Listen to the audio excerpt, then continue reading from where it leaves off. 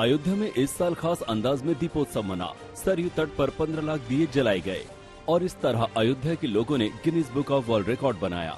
लगातार 20 मिनट तक दीपोत्सव कार्यक्रम में पटाखों की चमक से अवध दमकता रहा। सरयू के किनारे 37 घाटों समेत राम की पैड़ी पर दिव्य छटा दिखी। राम की पैड़ी पर 15 लाख दियों की रोशनी ने दुनिया में मिसाल कायम की थी। ये लाखों दिए लगातार 5 मिनट तक एक साथ जले। अयोध्या में ये सबसे भव्य दीपोत्सव था। देश विदेश से मंगाए गए सैकड़ों क्विंटल फूलों की सजावट से अयोध्या का कोना कोना चमक रहा था। केवल राम मंदिर के आसपास ही 40 क्विंटल से अधिक फूलों की सजावट की गई थी। राम की पैड़ी पर बैठकर पहली बार प्रधानमंत्री नरेंद्र मोदी ने लेजर शो के जरिए श्री राम कथा का चित्रण देखा। पीएम मोदी पहली बार दीपोत्सव में शामिल हुए। 3D होलोग्राफिक प्रोजेक्शन मैपिंग की तकनीक से राम कथा के चित्रण का अद्भुत प्रयोग सरयू किनारे की इमारतों पर हुआ। दुनिया भर के राम भक्त अवध के इस शाम के गवाह बने। 10,000 से अधिक लोग तो सरयू के किनारे साक्षात रामोत्सव में शामिल थे। सरयू किनारे भक्ति के संगीत के सुर ऐसे छिड़े कि अवध की शाम में राम धुन घुल गई। 22,000 से अधिक स्वयं सेवकों के श्रमदान ने अयोध्या में इस विशालतम आयोजन को संभव बनाया। 1800 से अधिक लोक कलाकारों ने श्री राम कथा के विभिन्न स्वरूपों को लोगों के सामने साकार प्रस्तुति दी। अयोध्या में दीपोत्सव का दिव्य कार्यक्रम मुख्यमंत्री योगी आदित्यनाथ ने 2017 से शुरू किया था।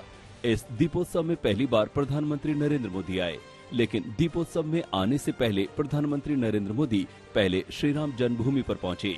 वहां रामलला के दर्शन आरती की। पीएम ने जन्मभूमि मंदिर के बारे में विस्तार से जानकारी भी ली। प्रधानमंत्री ने पहले रामलला के दर्शन किए, फिर दीप जलाए। रामलला के पूजन में पीएम मोदी के लिए गाय के गोबर से विशेष पंचमुखी दीप बनाए गए थे। रामलला के चरणों में 5 दियों का दीपदान करने के बाद पीएम मोदी को मुख्य पुजारी सत्येंद्र दास ने तिलक करके अंग वस्त्र दिया। पीएम मोदी ने रामलला की परिक्रमा की।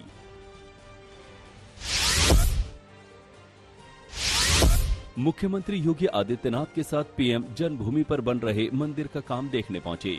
पीएम मोदी को जानकारी देने के लिए मौके पर नक्शे और मॉडल्स लगाए गए थे। पीएम को एक एक जानकारी दी गई।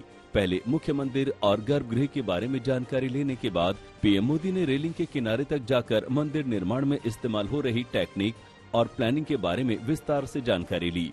पीएम को बताया गया कि राम मंदिर निर्माण का कार्य अब तक करीब 45% पूरा हो चुका है। सबसे तेजी से मंदिर के गर्भगृह के निर्माण का काम चल रहा है। पीएम ने विस्तार से देखा और जाना कि राम मंदिर का काम कितना हो चुका है। 8 कोणों वाले गर्भगृह में 160 स्तंभ बनाए जा रहे हैं। इसमें अभी तक 500 से अधिक विशाल पत्थर लगाए जा चुके हैं। गर्भगृह के बारे में जानकारी लेने के बाद पीएम मोदी ने श्री राम जन्मभूमि मंदिर परिसर के 70 एकड़ में बन रहे दूसरे मंदिरों और इमारतों के बारे में भी जानकारी ली।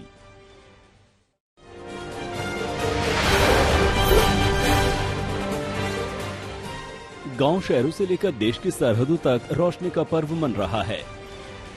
पुंछ में भारत पाकिस्तान नियंत्रण रेखा पर तैनात सेना के जवानों ने यहां लोगों के साथ मिलकर दिवाली मनाई। नियंत्रण रेखा की अंतिम चौकियों पर दिवाली का जोश दिखा।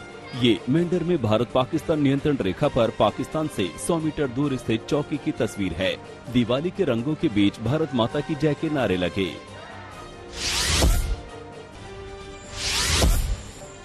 पाकिस्तान की ही एक और सरहद जैसलमेर में भी दिवाली मनी।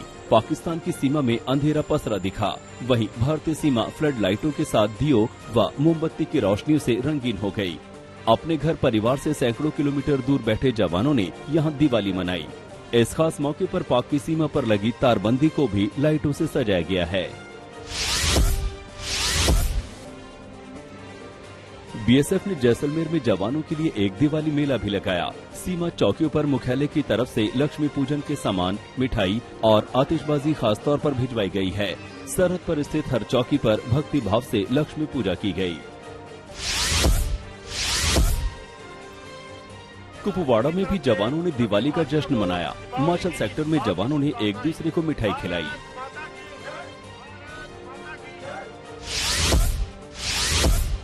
गुवाहाटी में बीएसएफ ने दिवाली मेला लगाया, जिसमें जवानों के चेहरों पर रौनक दिखी। जवानों ने अपने परिवारों के साथ इस मेले में शिरकत की।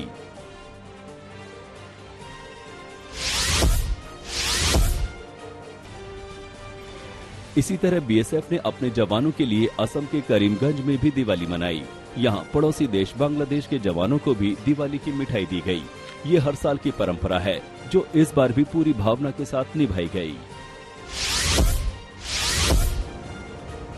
ओडिशा के पुरी तट पर दिवाली पर शानदार नजारा दिखा। सैंड आर्टिस्ट सुदर्शन पटनायक ने रेत से मां काली की प्रतिमा बनाई। इसके आसपास 4000 दिए जलाए गए। इस पर संदेश लिखा गया, आओ नकारात्मकता को जलाएं।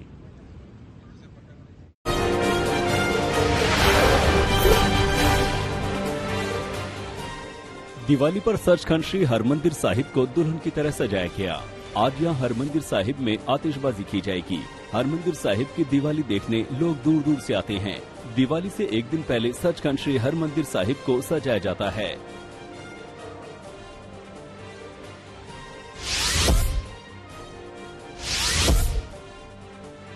गांधीनगर में अक्षरधाम मंदिर पर भी दिवाली की खास छटा दिख रही है। यहाँ हजारों दिए जलाए जाएंगे जो 7 दिन तक जलते रहेंगे। इसकी भव्य तैयारी की गई है।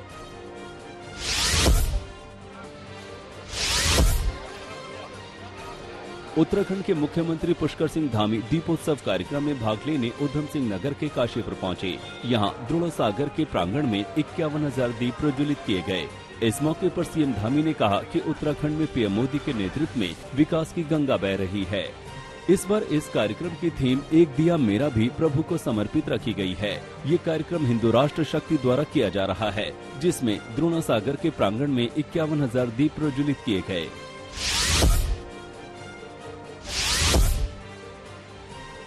मुंबई में कई इमारतों पर दिवाली के लिए खास तौर पर सजावट की गई है। मरीन ड्राइव पर लोगों ने दिए लगाए। इसी तरह गेटवे ऑफ इंडिया से लेकर छत्रपति शिवाजी टर्मिनस को भी खास तौर पर सजाया गया है। बीएमसी ने शहर की कई और इमारतों को खास तौर पर सजाया है।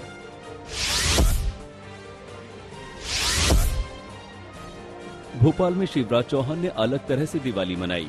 उन्होंने ये जश्न उन बच्चों के साथ मनाया जिन्होंने कोविड काल में अपने माता पिता को खो दिया था। शिवराज ने इन बच्चों के साथ डांस किया और खुशी मनाई। बच्चे सीएम हाउस में दिवाली मनाकर खुश दिखे।